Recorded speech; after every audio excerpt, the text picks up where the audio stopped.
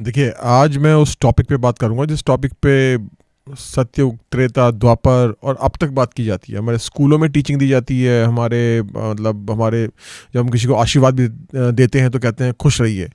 अब खुश रहिए का मतलब क्या है? प्रसन्न क्यों रहना है?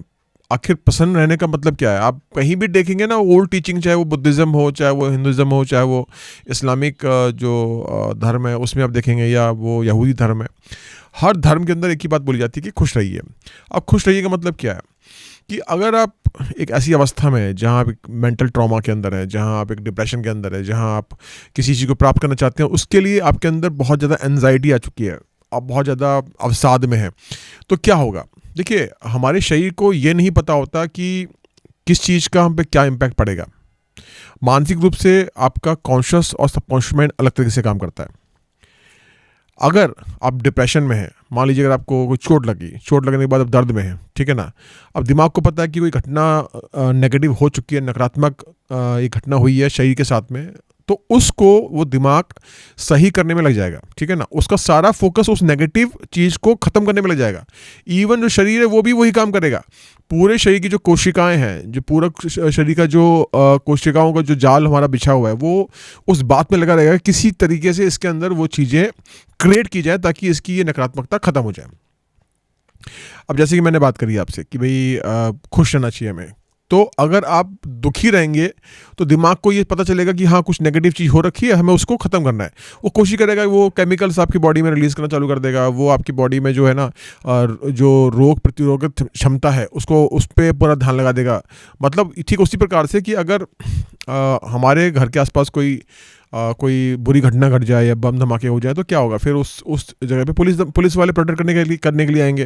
तो जब वो एरिया कर्फ्यू के जोन में बदल जाएगा, उसी प्रकार से पूरा बॉडी का सिस्टम कर्फ्यू जोन में बदल जाएगा और अवचेतन मन इस पर पूरी तरह से 100% काम करेगा। उसका पहली प्राथमिकता यही होगी कि भाई वो आपको किसी तरीके से इस दुविधा से बाहर लेके आ सके, लेकिन वो लेके नहीं आ पाएगा क्योंकि उसको वो लिमिट्स नहीं पता।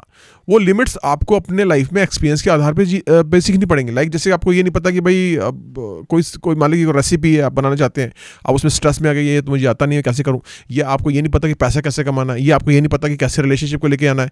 तो कुछ चीज़ें हम कर करके सीखते हैं। तो दिमाग को वो चीज़ें पहले से नहीं पता। दिमाग वो इन्फॉर्मेशन जानता है जो आपने एक्सपीरियंस में ली है, दूसरों को देख के आपने सीखा है, आपने फिल्मों से देखा है, आपने किसी इंसिडेंट से देखा है, आपने किसी किताब में पढ़ा है। वो सारी जानकारी आपने अपने लाइफ में एक पीरियड में गेन करी अपने दिमाग के अंदर। दिमाग उसी में से सॉल्यूशन देगा। तो उसको ये पता है कि अब आप इस बात के डिप्रेशन में कि मेरी गर्लफ्रेंड जा चुकी है जी, इसकी गर्लफ्रेंड जा चुकी है, इसका बिजनेस ठप हो गया है, इसके बच्चे पढ़ते नहीं है, इसका पति सुनता नहीं है, इसकी पत्नी सुनती नहीं है, तो क्या होगा? तो फिर आप उन नए आयामों को नहीं ढूंढ पाएंगे उस समस्या को सुलझाने के लिए। तो खुश रहना बहुत इंपॉर्टेंट है। तो जब भी कोई समस्या आपके सामने आए, तो ये वो या तो उस सिचुएशन से आप चले जाइए बाहर, या अगर आप बहुत लंबे समय से डिप्रेशन में, तो खुश रहने के वो तरीके खोजने पड़ेंगे आपको। जब तक वो तरीके नहीं खोजेंगे, दिमाग को समझ में नहीं आ पाएगा कि हाँ, अब खतरा टल चुका। सीधी सी बात है कि खतरा टल चुका। दिमाग को जैसे समझ में आएगा, दिमाग फिर आपके लिए पॉजिटिव काम करना चालू कर देगा। क्योंकि क्या होता है, देखिए, अवचेतन मन, पूरी बॉडी जो है, मान लीजिए बीमार है आप, उस वक्त आप डिप्रेशन में चले गए, तो वो आपके डिप्रेशन को दूर करने की कोशिश करेगा, ठीक है ना? आप वो तरीके लगाए ढूंढने की कोशिश करेगा कि भाई किसी गर्लफ्रेंड जा चुकी है तो कोई ना कोई तरीका तो होगा, वो उसी में घुसे रहेंगे। लेकिन अगर आप कुछ समय के लिए उस सिचुएशन थोड़ा पीछे चले जाएं, मैं ये नहीं कह रहा कि आप किसी सिचुएशन से पीछे भाग सकते हैं। हाँ, इतना जरूर है कि उस समय डिप्रेशन में जाने से बजाय खुश रहने की कोशिश कीजिए। कोई फिल्म देख लीजिए, या कोई कॉमेडी शो देख लीजिए, या कोई ऐसी एक्टिविटी में इन्वॉल्व हो जाइए ताकि आपका दिमाग वहाँ से डाइवर्ट हो। दिमाग को डाइवर्ट करने की कोशिश कीजिए। जैसे ही दिमाग डाइवर्ट होगा, सबकॉन्शियस माइंड को लगेगा कि खतरा टल चुका है, अब हमें इस चीज़ पे काम करना है, तुरंत फोकस हटाइए। इसलिए तो बोलते हैं कि फोकस ज़्यादा देर तक नेगेटिव चीज़ पे नहीं करना चाहिए, फिर बद से बदतर हालात हो जाते हैं। तो खुश रहना बहुत ज़्यादा इंपॉर्टेंट है।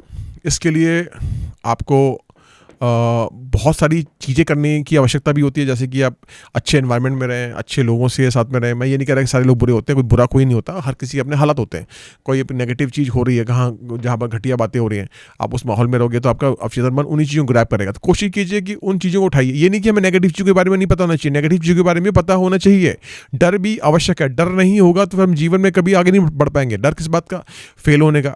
अब फेल होने का डर अगर आपके अंदर नहीं होगा, देखिए, फेल होना कोई बुरी बात नहीं है। आपको ये पता है कि अगर मेरी महीने की इनकम 1 लाख रुपए है, 50,000 है, 10,000 है, 20,000 है, मुझे अगले महीने सैलरी नहीं मिलेगी, तो मैं अपना घर कैसे चलाऊंगा? तो उसके लिए फिर आपको उस डर के द्वारा आपको जीवन में कई चीज़ें प्राप्त भी होती हैं। तो कहने का मतलब ये है कि अगर आप डिप्रेशन में हैं तो खुश रहने की कोशिश कीजिए। खुश रहना ही वो तरीका है जिससे अपनी पूरी बॉडी को आप उस चीज़ पे फोकस कर देंगे, उस एनर्जी को उस चीज़ पे फोकस कर देंगे ताकि वो चीज़ आप प्राप्त कर सकें। तो इस सिचुएशन में आप खुश रहना शुरू कर दीजिए। और दूसरा उपाय क्या है, जो हमारा आध्यात्मिकता का उपाय हम कहते हैं, बुद्धिज़्म में भी इसके बारे में बात की गई है कि ध्यान में बैठ जाइए। सनातन धर्म में ये मूल सिद्धांत रहा है कि ध्यान में बैठिए, तपस्या में लीन हो जाइए। तपस्या में जब लोग बैठते थे ना, उसका मूल अर्थ ध्यान में होना ही है। मतलब ध्यान में मगन हो गए। महादेव कितनी बार ध्यान में जाते थे ताकि वो समस्याओं का समाधान खोज सकें। तो जब ध्यान में आप बैठते हैं तो आप अपनी ऊर्जा को सहस्त्रार चक्र के द्वारा ईश्वर से कनेक्ट कर लेते हैं। ब्रह्मा जी से कनेक्ट कर लेंगे, जिस भी देवता को मानते हैं उनसे आप कनेक्ट कर सकते हैं। मूलतः ध्यान वो अवस्था है जहाँ पे आप अपनी जो एंजाइटी है उसको बहुत कम कर सकते हैं, डिप्रेशन को कम कर सकते हैं।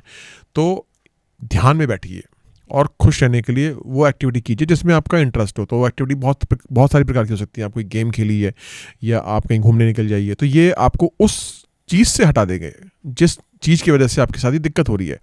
आपका फोकस आपका जैसे फोकस वहाँ से हट जाएगा, दिमाग जो आप नया काम कर रहे हैं उस पे लगेगा, उस वक्त चीज़ें इंप्रूव होना चालू होंगी।